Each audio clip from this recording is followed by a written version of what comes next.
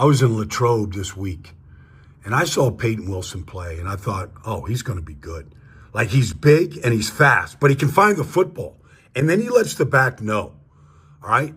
Dameon Pierce, like, I'm going to be here all day. There he is. That's exactly what he's saying to him. I'm going to be here all day for you. Like, you watch him right here, like, he just, perfect position right here. Hitting position. Now, give him a good kiss. Welcome him. All right, here we go. Now, you watch this. Watch how he's just able to get through the coffee grinds and the eggshells. Like, he's head up. Here comes the cutback. Now watch him cut back. Right there in the soup. It's beautiful. You watch him right here. Keep his outside arm free right here. Okay? And then just take Cam Akers right to the sideline. Like, it was a good debut. Over 40 snaps last night for Payton Wilson. He just looks good in the black and gold. Real good. Nice debut last night. So, that does it for Pittsburgh Steelers inside linebacker Payton Wilson's rookie debut against the Houston Texans. So, that breakdown was done by Brian Baldwinger. Baldy NFL is his handle on X. Go ahead and give him a follow. He does great breakdowns on a lot of players and teams. Now, this is my reaction and analysis, and also just a recap of the Texans game for the Pittsburgh Steelers.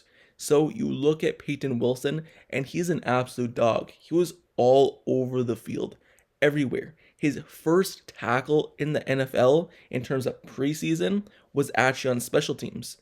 If you remember, the Steelers punted that very first possession. And who made the tackle? Payton Wilson. The kick returner, punt returner, whatever you want to call it, Steven Sims, was returning it a great distance. And then Payton Wilson put a stop to it and made the tackle. So he made his debut tackle on special teams. So he's not just a force on the defense side of the ball in terms of being everywhere, sideline to sideline, but he could also play special teams as well. But now let's talk about actual defense, because that's where he made a big impact, and he was able to show out. He was able to show his quickness and his speed, sideline to sideline. And many people had concerns about his injuries. That's why he fell in the draft, because he doesn't have an ACL in one knee.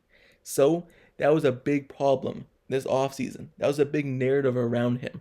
Well, he's been playing with no ACL for a very long time, so he's used to it by now. He's played through it his whole college career, so he knows how to deal with it. And he was really good in college as well, whenever he was healthy and able to actually play in games.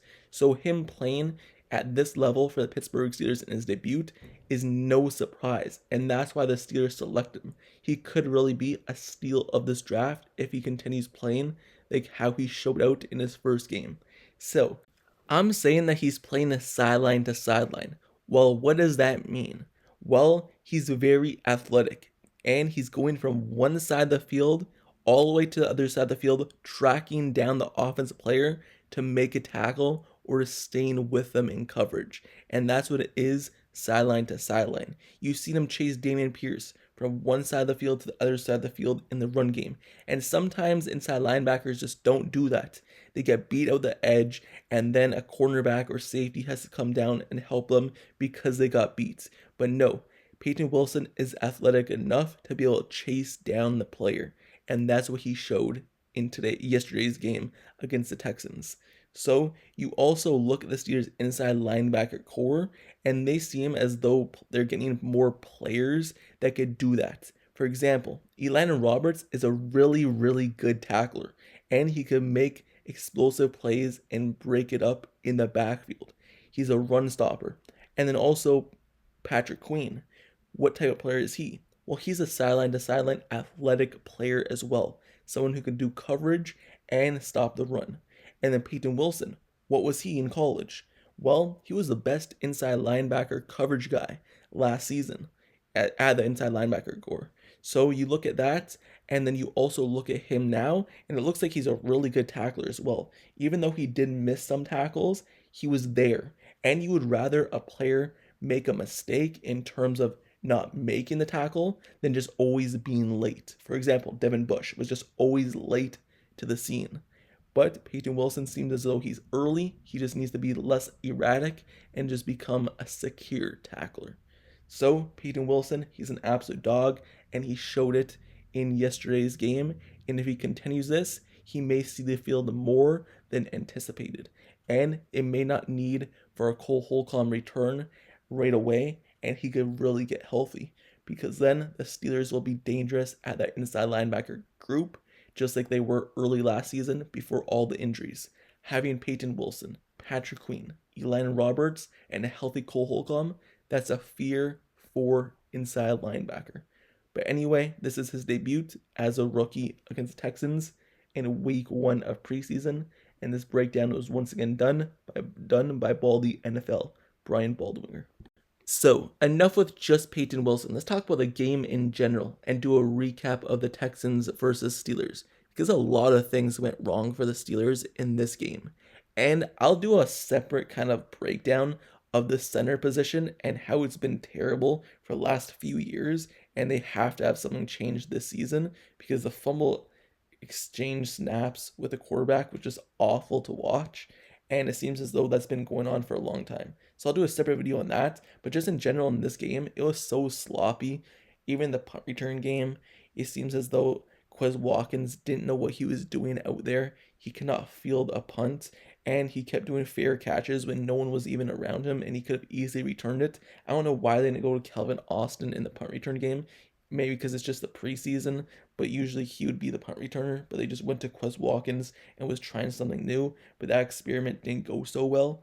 So you look at this game, it was just sloppy in general, and then, like I said, the fumble exchange, it kind of put an end to all the Steelers' offensive drives having momentum. You look at Kyle Allen, he overthrew Calvin Austin, who was wide open. Yes, a bigger receiver might have came down with that catch in the back left corner of the end zone on the fade route, but there's no reason to throw the ball that deep into the corner when Calvin Austin was wide open for a long and huge amount of time. You could have easily just floated in, easy catch. You could have even underthrew it, and it would have been an easy touchdown. But there's no reason to overthrow a ball like that. You look at the sacks. Justin Fields played 3 possessions, I believe, and he took 2 sacks. So the offensive line just wasn't really that good. You also look at Broderick Jones. He kind of struggled in this game.